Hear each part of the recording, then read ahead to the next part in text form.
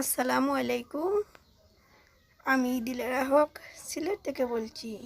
Bangladeshi blogger Dilara চ্যানেলে স্বাগত জানাই।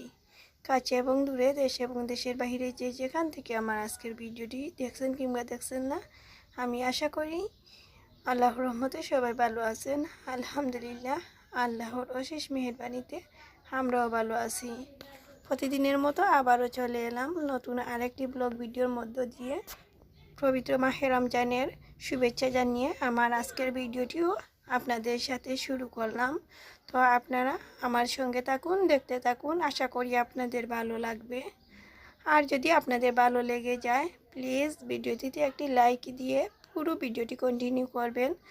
আর যদি আপনি আমার চ্যানেলে আজ নতুন ভিজিট করে থাকেন আর আমার ভিডিওটি যদি দেখতে দেখতে আপনার ভালো লেগে যায়, আর এ ধরনের ভিডিও যদি আপনি আরও দেখতে চান, আমার এই ছোট্ট চ্যানেলটি সাবস্ক্রাইব করে পাশে থাকা বেল বাটনটির অল অপশনটি চেপে দিবেন। এতে করে আমার দেওয়া পরবর্তী ভিডিওর নোটিফিকেশন সবার আগে আপনার মোবাইলে চলে যাবে।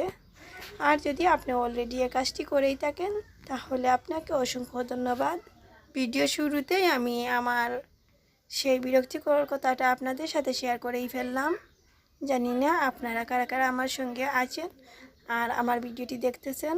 তো আপনাদের সাথে আজকে আমার এই ভিডিওটি শেয়ার করা, এই যে এখানে হচ্ছে আমি ব্রয়লার মুরগির বুকের মাংস নিয়েছি।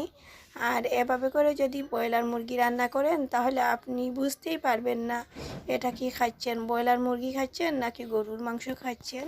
এই যে বুকের মাংসটা, আমি এখানে একটা মুরগির বুকের মাংস নিয়েছি আর এগুলো একদম কিউব কিউব করে টুকরো করে নিয়েছি। আর দেখুন, একদম কড়া করে আমি এখানে ফ্রাই করে নিচ্ছি। আর এভাবে করে যদি বুকের মাংস ফ্রাই করে রান্না করা হয়, তাতে দেখা যাবে আপনি কি খাচ্ছেন সেটা বুঝতেই পারবেন না, যেটা আমার বেলায় হয়েছে। আমি যখন এটা রান্না করে আপনাদের ভাইয়াকে দিয়েছি, উনি প্রথমে বুঝতেই পারেননি যে এটা ব্রয়লার মুরগির বুকের মাংস। তারপর উনি জিজ্ঞেস করলেন এটা কি। তো বললাম যে এটা হচ্ছে মুরগির বুকের মাংস। আর এটা এভাবে রান্না করাতে খুব বেশি টেস্ট হয়েছিল। আপনারা যারা দেখেছেন আর এভাবে যদি না খেয়ে থাকেন, তাহলে অবশ্যই বাসায় ট্রাই করবেন। এখানে হচ্ছে আমি শুধুমাত্র মরিচ, লবণ আর হলুদের গুঁড়া দিয়ে এটা ফ্রাই করে নিচ্ছি। একদম অল্প পরিমাণে মাংস, দেখে বুঝতে পেরেছেন যেহেতু এখানে একটা মুরগির মাংস। এই যে মাংসটা ভাজার পরে যে তেলটা রয়ে গেছে, সে তেল দিয়ে আবার আমি ভুনা করে নিচ্ছি।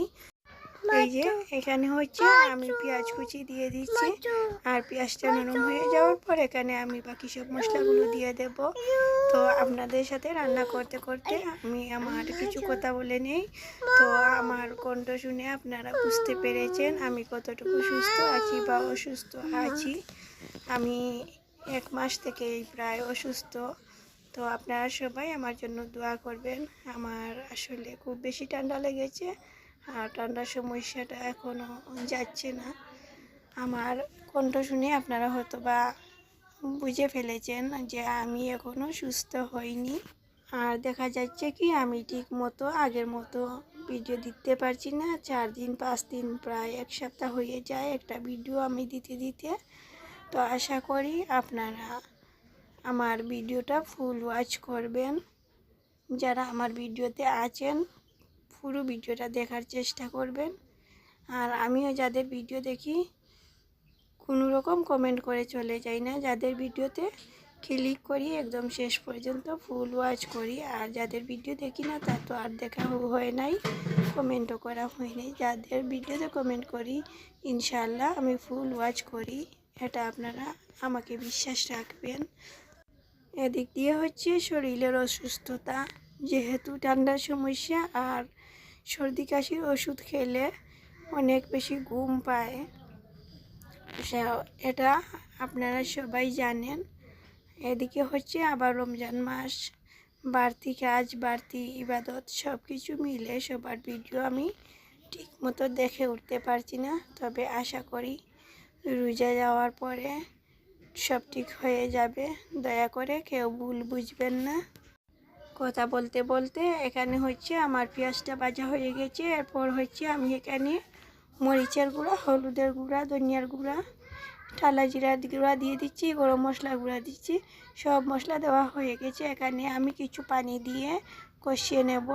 এটা আসলে বলার মতো কিছু নেই, তারপরেও বললাম, যদিও কোনো নতুন গৃহিণী আপু আমার ভিডিওটা দেখে থাকে তাহলে হয়তো বা এই আপুটার কাজে আসতে পারে। আর আমার যে প্রিয় ভিউয়ার্স আপুরা আমার ভিডিও দেখেন, বিশেষ করে আমার ভিডিও যারা দেখেন, আমি যাদের কমেন্ট পাই, আমার এই আপুরা রান্নাবান্নায় অনেক বেশি পারদর্শী, অনেক সুন্দর সুন্দর রান্না করেন আমি জানি বা দেখি। এতে করে আমি বলার কোনো প্রয়োজন মনে করি না, শুধুমাত্র বলা একমাত্র নতুন গৃহিণী আপুদের জন্য। তো কষানো হয়ে গেলে এখানে মাংস দিয়ে এরপর হচ্ছে আমি খুব ভালো করে জাল নিয়েছি। এখানে কিছুটা ভিডিও আমার স্কিপ হয়ে গেছে, আশা করি আপনারা বুঝে নেবেন। ওহে, আর একটা কথা, আমার ভিডিওতে খুব বেশি নিয়ম নয়েজ থাকে। আর আমার যেহেতু ছোটো বেবি রয়েছে, তাছাড়া আমার বাসায় অনেক লোক আছে, তো এজন্য দেখা যায় অনেক বেশি নয়েজ থাকে। আশা করি আপনারা ইগনোর করবেন। তো এই যে গরুর মাংসের সাথে আমি ব্রয়লার মুরগি রান্না করলাম। আপনাদের দেখে কি মনে হচ্ছে? আমার কাছে তো অনেক বেশি টেস্টি আর লোভনীয় হয়েছিল। আপনাদের কাছে কেমন লাগছে অবশ্যই কমেন্ট করে জানাতে ভুলবেন না। এই ছিল আমার আজকের ভিডিও। পরবর্তী ভিডিও দেখার আমন্ত্রণ জানিয়ে আজ এখানেই বিদায় নিচ্ছি। আল্লাহ হাফেজ, আসসালামু আলাইকুম।